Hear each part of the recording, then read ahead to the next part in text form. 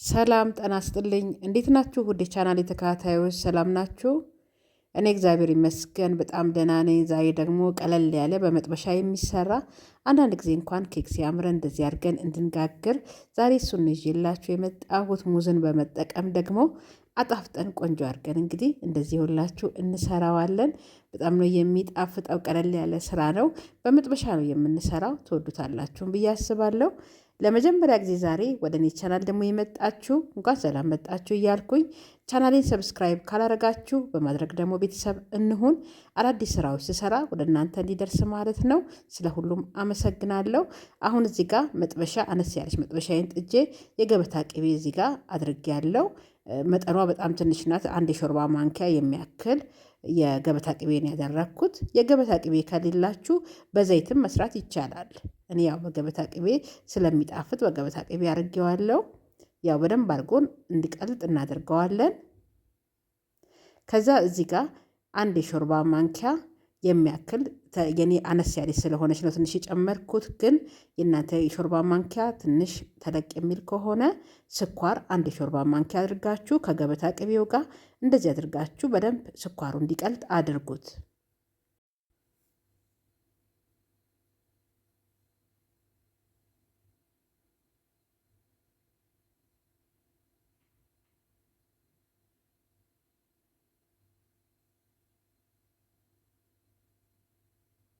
በኋላ ላይ ከለሩን እንዲያሳምርልን ብራውን እስኪሆን ድረስ እንደዚህ አድርጋችሁ ብታበስሉት ቆንጆ ነው የሚሆነው።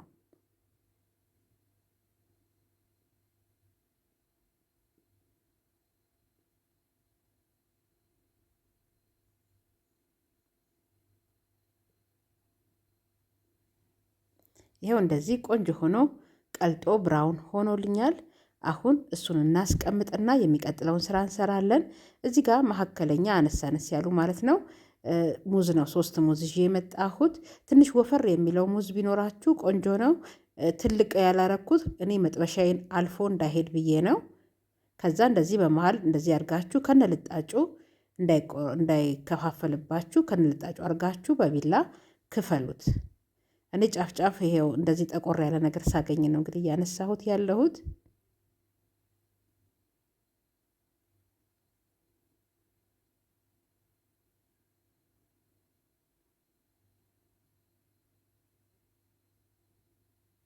የኔ ትንሽ ቀጠን ያለች ሙዝ ናትና ወፈር ያለው ሙዝ ቢሆን ደግሞ የበለጠ ቆንጆ ይሆን ነበረ።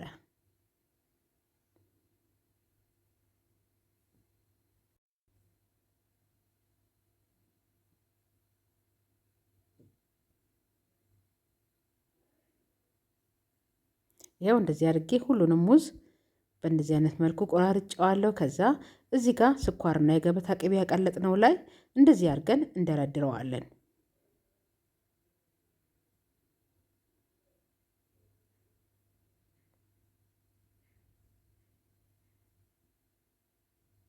እኔ ይሄን ያህል ነው ያደረኩት። እናንተ ክፍተት ባለው ቦታ ላይም መጨመር ትችላላችሁ ሙዙን።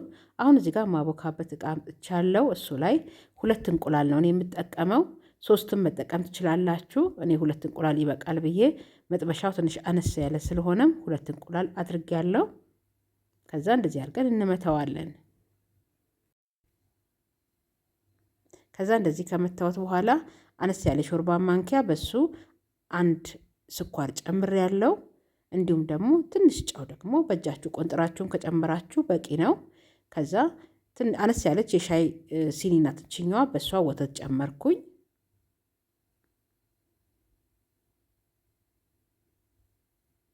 ከዛ እንደዚህ አድርገን እናዋህደዋለን።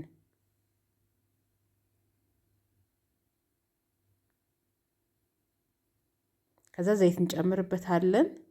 ይሄ የሾርባ ማንኪያ ቢያክል ነው የኔ እንደዚህኛው ፕላስቲኳ ማንኪያ፣ በሱ 2 ጨምሬያለሁ።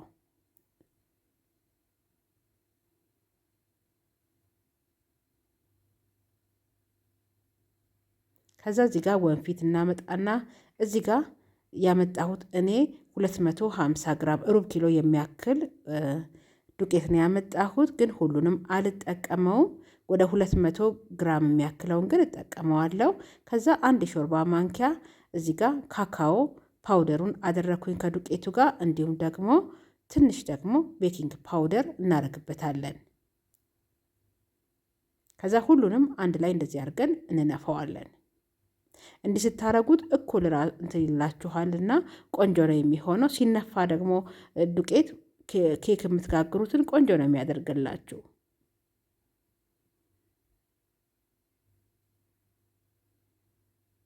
የኔ በጣም ጠቆር የሚለው ካካኦ አይደለም፣ እንደዚህ ትንሽ ነጣ የሚለው ስለሆነ ያው እሱ ነው ትንሽ ነጣ ይላል፣ ያው ስጋግረው ማለት ነው።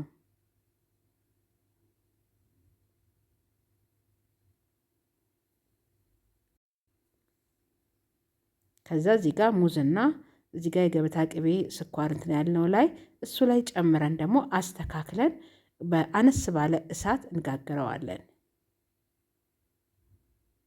መካከለኛ እሳት አድርጋችሁ ቀስ እያላችሁ እንደውም መጥበሻውን ዞር ዞር እያደረጋችሁ በእጃችሁ ብትጋግሩት ነው ቆንጆ የሚሆነው። ሁል ጊዜ ዳቦ ስጋግርም እንደሱ እላችኋለሁ። አነስ ባለ እሳት ሲጋገር ቆንጆ ነው የሚሆነው። አበሳሰሉ ጥሩ ይሆንልናል። ውስጥ ድረስ በደንብ ዘልቆ እንዲበስል ያደርገዋል። ከዛ ከድነን ጫፍ ጋር ያለችዋን ደግሞ ክፍቷን ደግሞ እንደዚህ በሶፍት ደግሞ ከድነን ደግሞ ትንፋሹ እንዳይወጣ ማለት ነው እናበስለዋለን። ያው እንደ እሳታችን ነው የምናበስለው። አንዳንድ ጊዜ በስንት ደቂቃ ስሉኛላችሁ፣ ግን የኔ አሁን እዚህ ጋር የማነደው የጋዙ ሙቀቱ ይወስነዋል። እንዲሁ የመጥበሻችን ውፍረት የምንጨምራቸው ነገር እንደዚህ የሚለያያቸው ነገሮች ስላሉ እንደምትጨምሩ አድርጋችሁ እየገመታችሁ መስራት ይቻላል። ይሄው እንደዚህ የመጀመሪያው በስሎ አሁን ደግሞ ከላይ ወረቀት አደረኩኝና ገልብጬው እንደዚህ ደግሞ ከታቹም እንዲበስል አድርጌዋለሁ። አሁን ደግሞ ከድነን እናበስለዋለን። ይኸው አሁን ቆንጆ ሆኖ ደርሶልናል። እዚህ ጋር እንደበሰለላችሁ ማወቅ ከፈለጋችሁ በትንሽ በስቴክኒ ወጋም አድርጋችሁ ማየት ውስጡን ትችላላችሁ። ሊጥ ይዞ ካልወጣ በስሎላችኋል ማለት ነው። ከዛ ይኸው እንደ ትንሽ ቀዝቀዝ ሲል ነው ያመጣሁት። በጣም አልቀዘቀዘም። አሁን ቆርሼ ደግሞ አሳያችኋለሁ።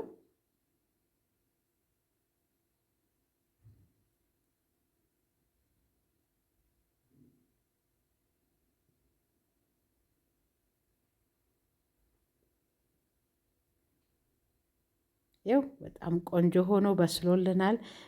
እንደውም ትኩስ ነው ግን ጥሩ ሆኖ ነው የበሰለው በመካከለኛ ሙቀት። እንደዚህ አድርጋችሁ ደግሞ ካበሰላችሁት በጣም ቆንጆ ነው የሚሆነው። ውስጥ ድረስ ጥሩ ሆኖ ይበስልላችኋል ማለት ነው። እንግዲህ ትወዱታላችሁን ብዬ አስባለሁ።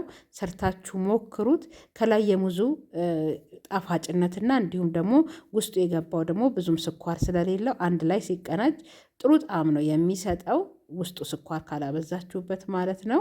እዚህ ጋር ቫኒላ መጨመርም ትችላላችሁ። እኔ ቫኒላ ለጊዜው ስለሌለኝ ቫኒላ አልጨመርኩም፣ ግን ቫኒላም ሲኖረው ደግሞ የበለጠ ደግሞ ይጣፍጣል።